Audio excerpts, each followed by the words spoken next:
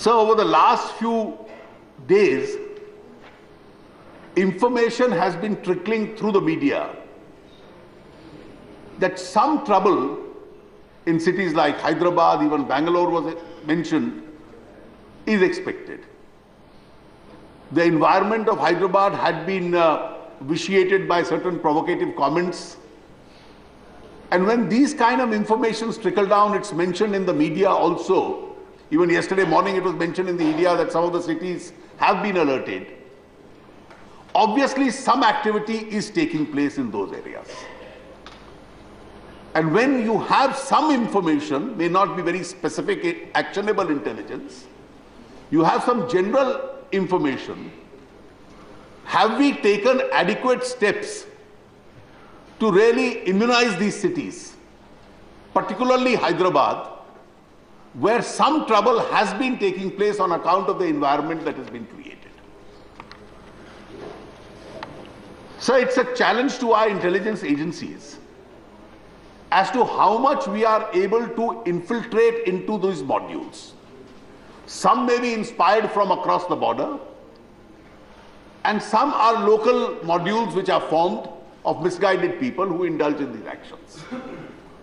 Once they succeed, because the timing is chosen by them, the venue is chosen by them, we can only go subsequently and investigate the crime. We can provide some assistance, some relief to the people. But the real prevention lies in the strength of our intelligence agencies to infiltrate into all these modules. And after infiltrating into all these modules, they are able to burst these modules. I have not the least doubt that many such modules have been burst in the past 2 decades. But the fact that some of these go undetected itself is an indication of our weakness. And therefore, our strength and capacity at cracking these modules itself, I think, is the primary test of whether we are able to contain these incidents or not. My suggestion, sir, to the government would be, we can indulge in a debate on the color of terrorism, we can indulge in a debate on the political aspects of terrorism, but we'd be wasting our energies if we did that. The real challenge before the Indian society, particularly the Indian government, is that whereas other countries which have had some solitary incidents have geared their systems in a manner that these incidents are not repeated, why is it that we are not able to prepare our systems accordingly? Now, in order to do that, several suggestions have been made. But you'll have to keep the reality of India and our constitutional setup in mind. Gathering cross-border intelligence is a job of the union government. Gathering intelligence of terrorist modules across the country, which defy state boundaries, is a primary job of the union government. Law and order is a responsibility of the state governments. That's India's federal politics. And therefore, to believe that only an institution which is created by one government at the center will be in a position to contain this itself will be inadequate. Therefore, you will have to have a cooperation between the center and the states, an intelligence sharing mechanism. The law and order in the states itself will have to be strengthened. And more important, the beat constable is the best collector of intelligence as to what is happening. He is the best person to smell what are the modules which are acting. And therefore, the center to think that it can create a mechanism where it alone can provide a machinery for this itself may not be adequate. So we can't allow our guard to be lowered merely because some noises are made from across the border that there is a great change of heart.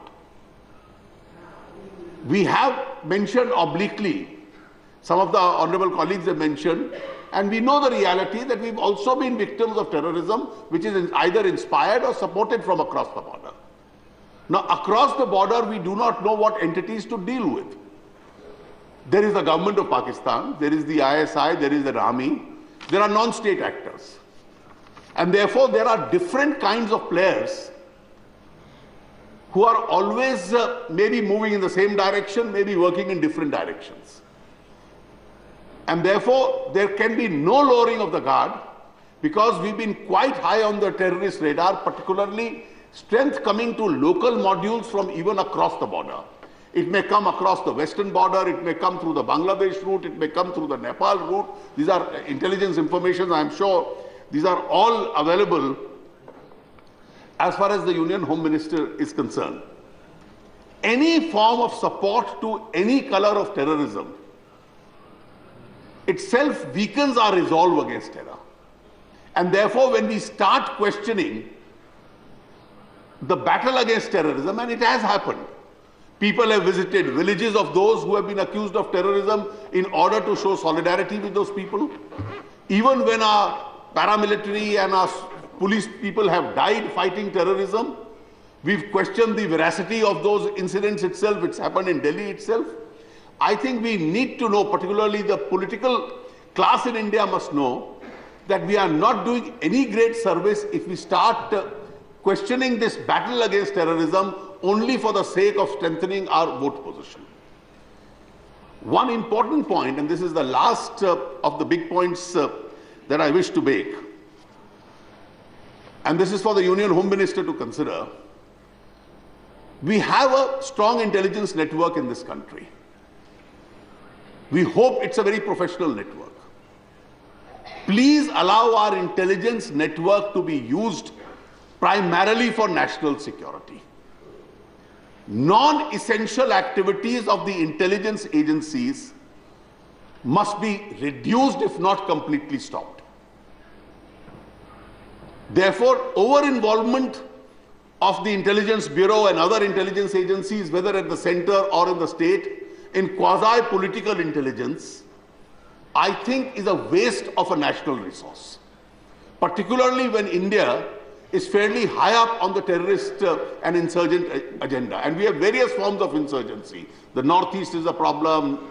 North in Kashmir we have an issue. Cross-border is an issue. We have the Maoist insurgency in the heart of the country. And therefore the need to allow our intelligence agencies to really function in this security environment, and the need for them to be depoliticized, I think is extremely important. And my last suggestion to the Honorable Minister is, yesterday's incident is a reminder to us that the war against terror must go on uninterrupted. If I use the phrase of some of our friends, it must be uninterruptible. There must be no lowering of the guard, because it's absolutely clear that whenever we lower the guard, the terrorists get an upper hand. And we expect the Home Minister to assure this country at the end of this debate that this war will not be loosened in any manner, and this war will go on uninterruptible as far as the national sovereignty is concerned for the sake of it. Thank you, sir.